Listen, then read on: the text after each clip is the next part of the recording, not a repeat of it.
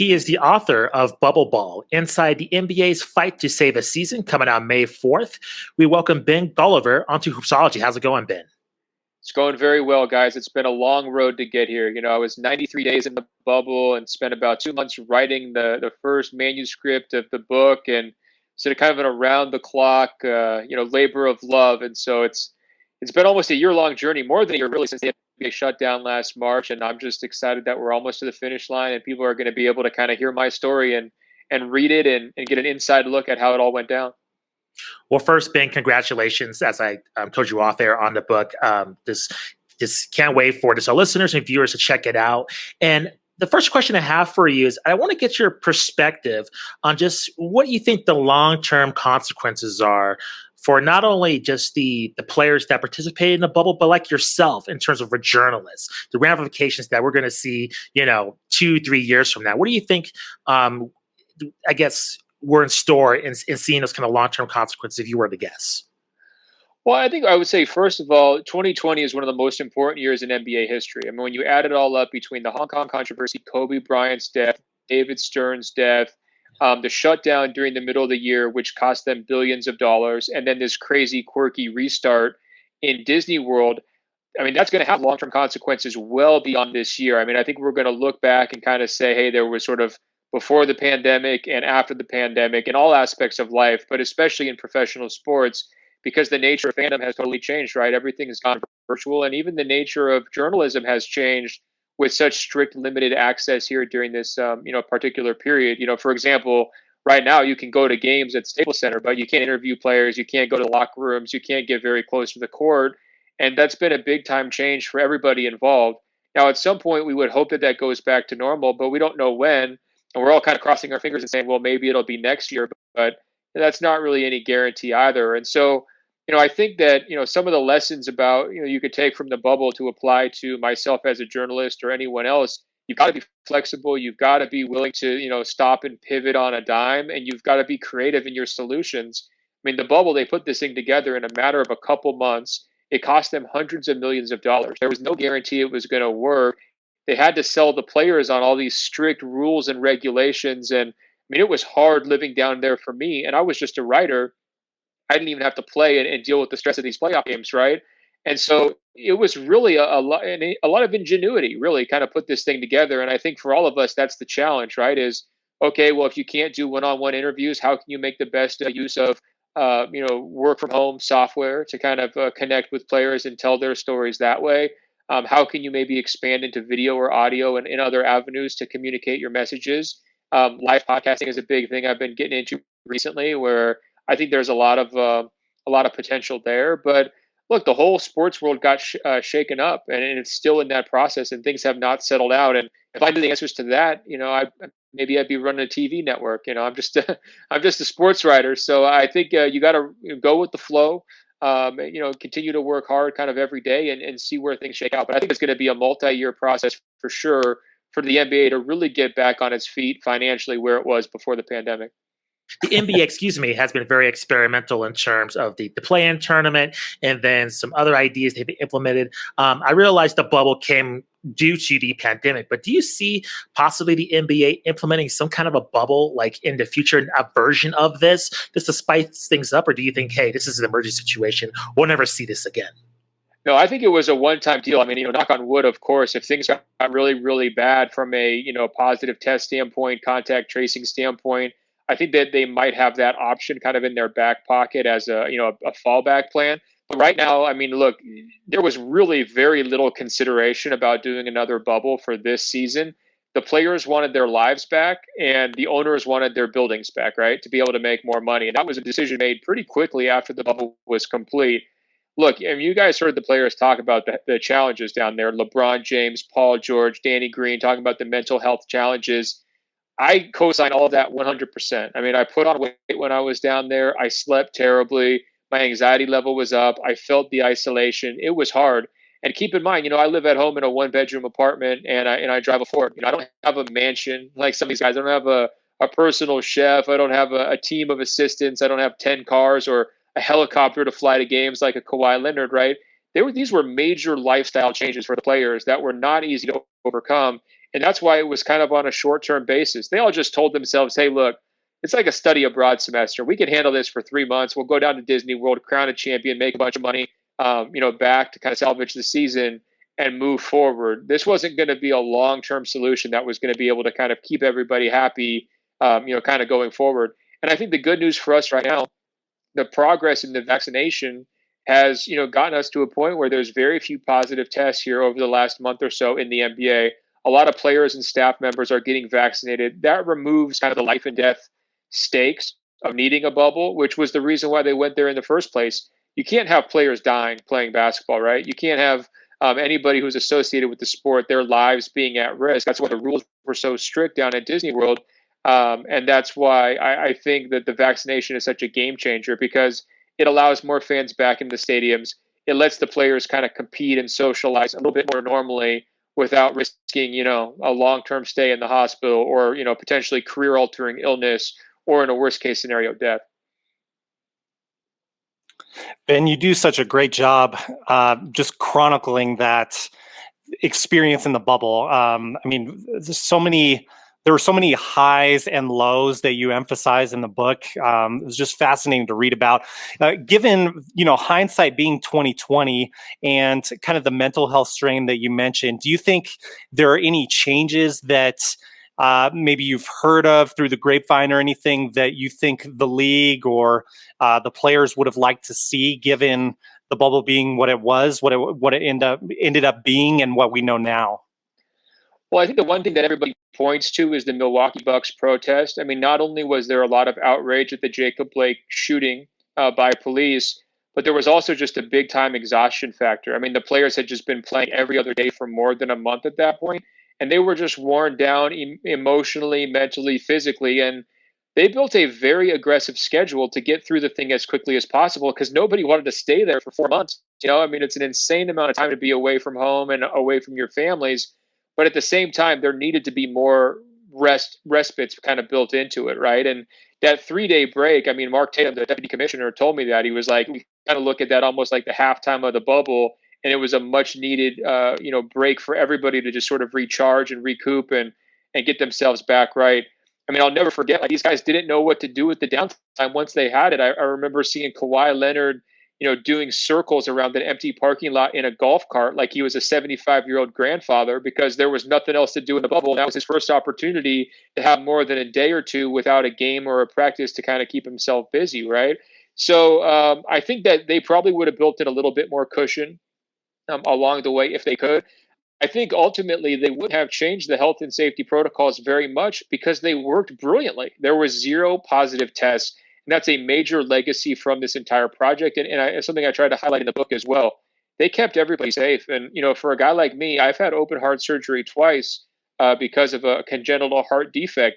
Like, that was on my mind when I was going down there. I didn't want Lou Williams to go to a strip club and come back and get me sick. I didn't want somebody, Rashawn Holmes, to go pick up his Postmates and come back in the bubble and somehow get me sick, right? I mean, these were serious stakes. Everybody's health was involved.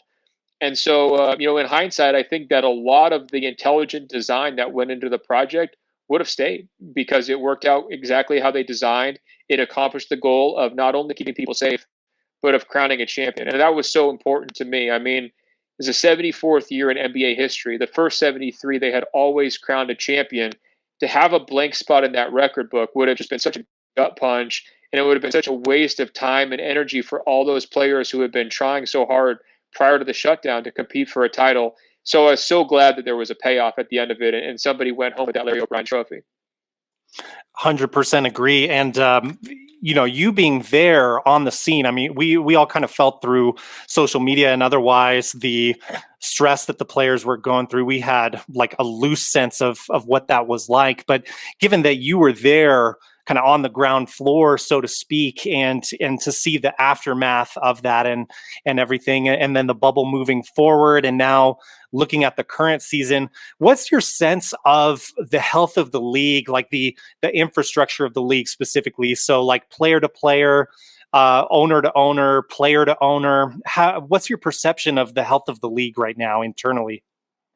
They're hanging on as best as they possibly can. I mean, that's really what it comes down to. I mean, they're taking basically a 40% revenue hit by not being able to have full stadiums, sell the merchandise, sell the parking, sell the food, and all that kind of stuff, right? So just imagine any business taking a 40% hit, and you'll get a good idea what the NBA is going through right now. It's also been translating on the TV side. The product looks okay, in my opinion, in these empty arenas, but it doesn't look great. And I think that when you've got players who are coming in and out of the lineups, or you're having the empty arenas, not really providing the typical feel that we would expect for the basketball games, everybody misses it. And you hear players from LeBron on down, and you hear executives from Adam Silver on down saying, like, look, this is not lip service. The fans matter. They need to be in the building. It's like a playoff atmosphere is so crucial for enjoyment for all of us, even if you're happen to be watching at home, on TV, right? And so they're trying to get through it as best they can. I kind of view this year as the bite the bullet season, right? They wanted to get through it. They condensed it. They added a play in to make a little bit of more, interesting wrinkles. But ultimately, they were trying to set up next year for sort of being the more return to normalcy year. And I think the good news is with the vaccines, the crowd sizes are increasing. These playoffs, I think, are going to be quite competitive with a lot of really interesting storylines. And some of these teams are going to have, good sized crowds they can play in front of. And, that will make it, I think, for a more enjoyable experience than maybe like January games were this year, where guys were just in and out. You never knew who was going to play. Some games were getting postponed because of positive tests, and it was just kind of a mess. So I think the good news is the worst is behind us, right? Not only from the overall pandemic in terms of lives lost and that kind of thing, but for the NBA specifically, like the choppiest parts of the schedule are done.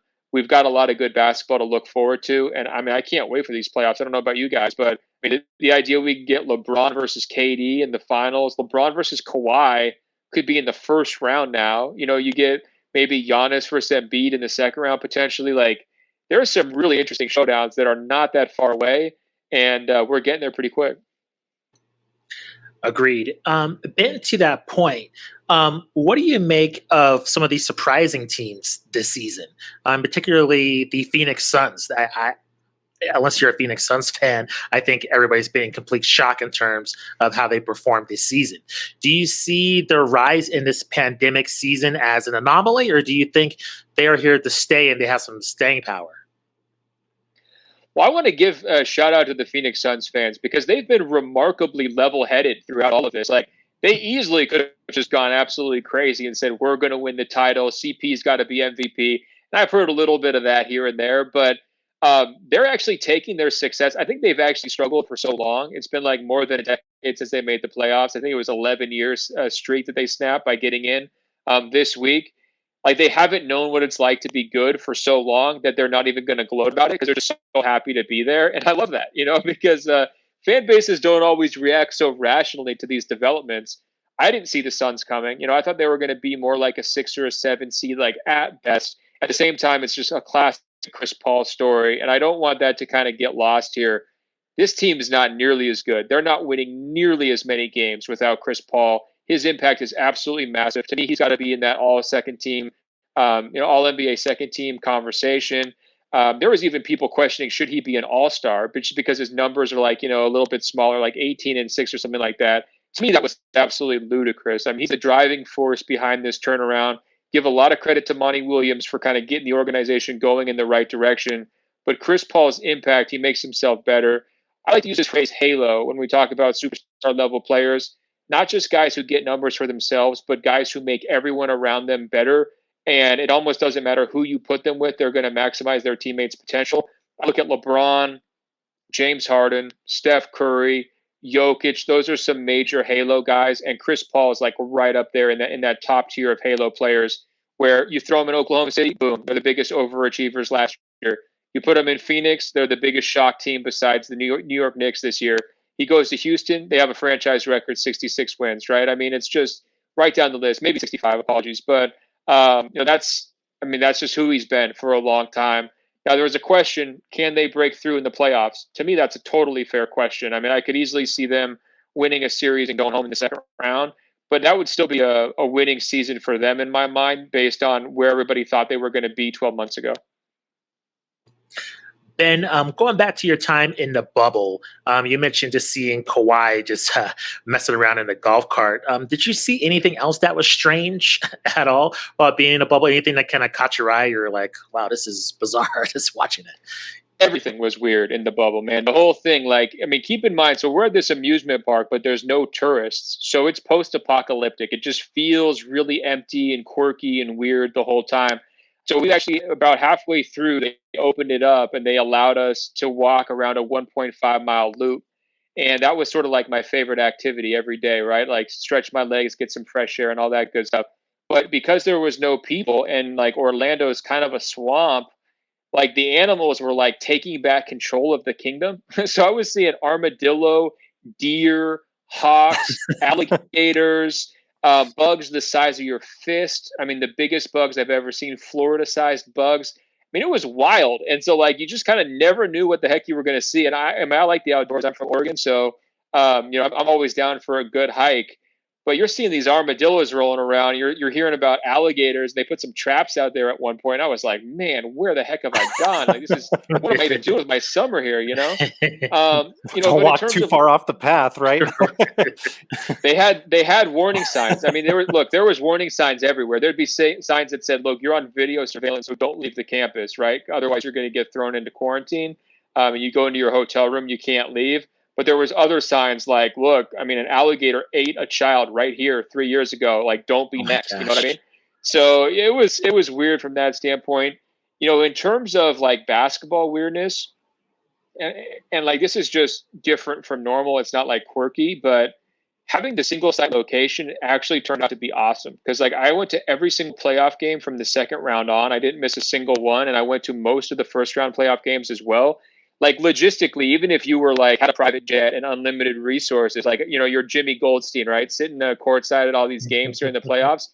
Even if you have that level of resources in a normal year, you would never be able to go to every single game, right? So that allowed me to cover last year's playoffs in a much greater depth than I ever would have been able to previously, right? Like it was, in some ways, it was basketball heaven. Now it was really, really challenging and hard, but it kind of felt like a Garden of Eden. We're like for example, on the day of the shutdown, the schedule was Giannis in the first game, Chris Paul, James Harden, Russell Westbrook in the second game, LeBron James, Anthony Davis, Damian Lillard, Carmelo Anthony in the third game.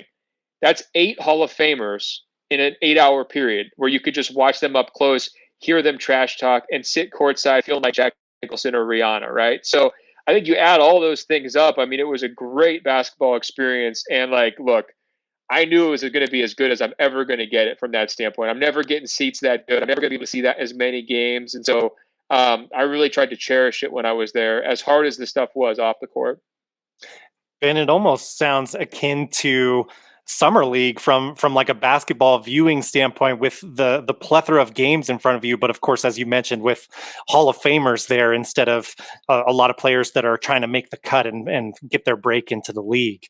100%. And I love Summer League. I go every year. I've been like to probably 10 straight Summer League, something like that. Oh, I mean, nice. maybe even more at this point. Like I'm a diehard. I just rent out a hotel and like stay there for like 3 weeks. It's always so cheap because no one's dumb enough to go to Vegas in July, besides yours truly. So I always, well, great. I'll see you there next year. It'll be great. Yeah, sweet. But like, the difference in terms of like fringe NBA players to future Hall of Famers and like the stakes in terms of like some of those, Summer League championships, nice. Vivek Ranadive really celebrated that thing pretty hard when the Sacramento Kings won. But the Larry O'Brien trophy is a little bit nicer, right? And like LeBron versus Jimmy head to head in the finals, who's going to win the title? I mean, that really felt like a powerful moment. But there was a lot of AAU feel to that experience. I mean, just because of the kind of the empty gyms. I remember playing AAU basketball in 6th grade. I mean, we drew more fans to our games than they had for the NBA finals, like this past year. I was not on their level. I can promise you that, and so that was another just weird thing that you had to kind of get used to is it felt like a private showing at like the Guggenheim, right? Or like the Sydney Opera House where like these people are world masters, the best at their craft. And yet because of this pandemic, they're not able to experience it with a real crowd. And so if you're just talking about like a select group of a couple hundred people who are actually getting to witness this in person. And I mean, some of those moments, like you guys remember the Anthony Davis Mamba shot, the OG Anunoby catch and shoot 3-pointer, Bam Adebayo's block on Jason Tatum. I mean, these highlights were getting responses from people like Magic Johnson saying, That's the best block shot I've seen maybe in the playoffs ever. And I'm sitting there like 20 feet away from it, just trying to pinch myself, saying, man, I'm like the luckiest guy in the world getting to see this thing. And I really hope that comes through in the book. Like, there was a lot of gratitude. There was a lot of like, I won the lottery and I want to kind of share this with my fellow basketball fans. And I tried to keep that in my narrative voice as I was going along. Even though I was concerned about my health, as I mentioned, and I didn't know if it was going to work, and I got really exhausted and worn down at various points. This book is kind of for basketball fans, like anybody who wants that up close look and really wants to feel the game that way. I really tried to focus on that the whole way through. Ben, one more question for me. Given the difference of the experience in the bubble, and mentioning that almost AAU or summer league type feel, I mean, I'm certainly biased, and you'll probably be able to tell where I land on this. But is there any legitimacy to an argument posed that says this year the Lakers title, et cetera, should be an asterisk season? Here's your headline: no asterisk, exclamation point. All right. And here's why. Here's why. I mean, not only did the Lakers go 16-5, which is a commanding postseason performance, so like they beat all comers pretty handily, right? So that's number one. They had the two best players in the bubble, right? And they both played at a very high level in LeBron James and Anthony Davis. So you have to give credit there. But I think the most compelling argument is actually what happened after the bubble. You look at how teams reacted to their play. Alvin Gentry fired before the final whistle almost in their last game in New Orleans. Brett Brown fired. Daryl Morey hired as the new head of basketball operations for Philadelphia 76ers. Doc Rivers let go by the LA Clippers. The Milwaukee Bucks traded Eric Bledsoe ASAP. Get him out of there because he had a terrible postseason. So all these different teams that are in the mix for the title, I mean, these are big shot organizations that are going all for it, are looking back at the bubble performances and saying, these counted, these mattered.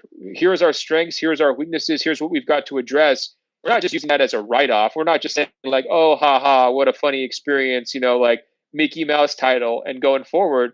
They're saying, look, we've got to get ourselves in a better spot based on what we saw down there so we can compete for a title next year. And I think that provides the ultimate validation.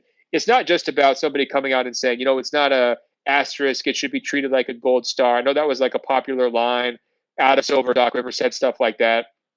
It's not about those words. It's about the actions the teams took in terms of major personnel, front office, and coaching changes to try to respond to the bubble. That's the strongest argument to me that it counts.